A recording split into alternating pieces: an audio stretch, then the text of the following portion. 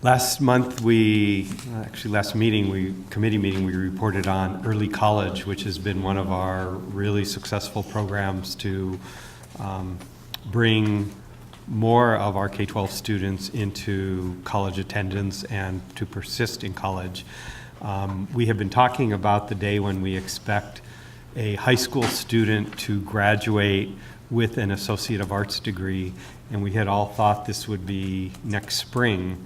But we just got word a couple of weeks ago that in fact one of our high school students at Waipahu High School, which is the flagship, will actually earn her Associate of Arts degree from Leeward Community College before she graduates from high school. She's finishing up this December.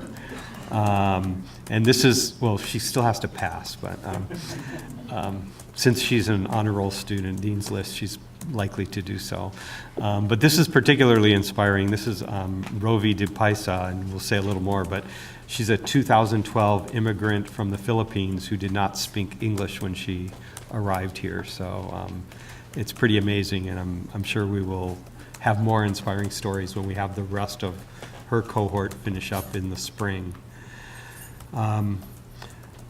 When we received our gift grant from USA Funds, now Strata Education, one of the things we did was establish a system Office of STEM Education. And so that's just been up and running for a couple of years now. But we're very proud that they've been asked to lead a team with the APLU, that's the Association of Public Land-Grant Universities, with their National STEM Education Center. And the team they're leading includes UC Boulder, Texas Tech, Georgia State, University of Utah, University of South Florida, and Middle Tennessee State to plan a national meeting that's very focused on how to improve the transition from two-year colleges to four-year public and land-grant universities in STEM. So this is an area where, yet another area where we're beginning to achieve national recognition with our work. This has been an amazing pathway, and the board approved the Associate of Science in Natural Science degree across our community colleges a few years ago.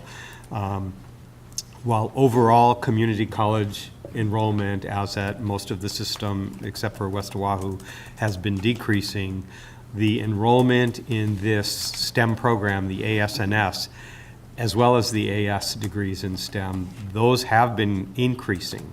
So the students are still choosing STEM careers, and in particular our Native Hawaiian STEM enrollments have been holding steady, commensurate with the relationship in the population.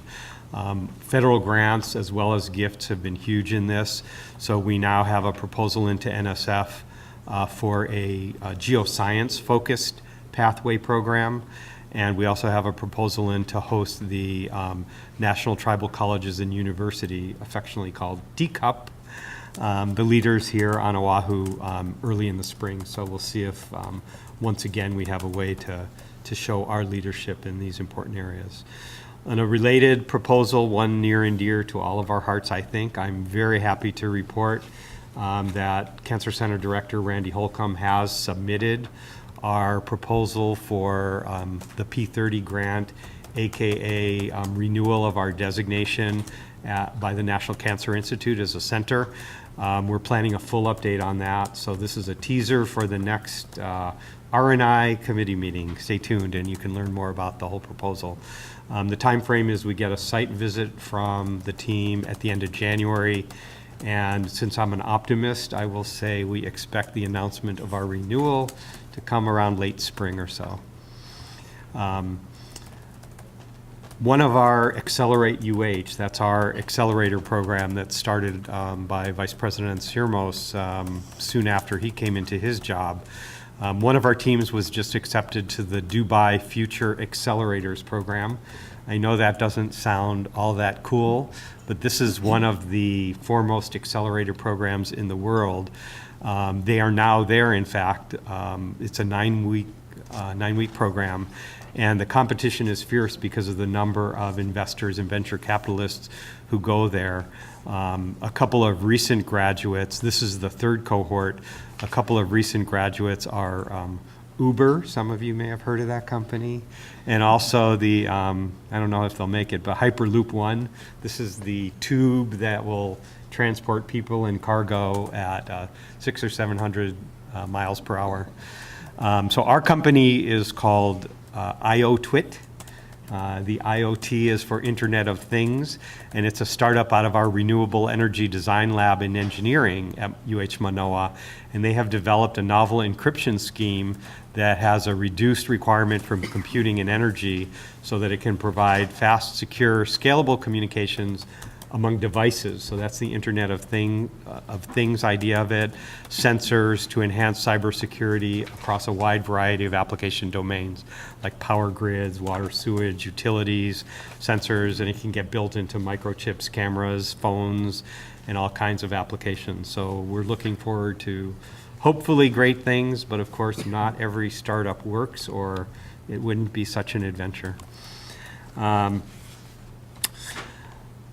One of the most important things happening on this campus, of course, is the opening of Dunkin Donuts. So if any of you are on campus at 7 a.m. Monday, I invite you to Paradise Palms, where you can celebrate the UH's version of the return of Dunkin Donuts to Hawaii. I have to admit to, after many years in the Midwest, I am totally befuddled at the fascination, but there you have it.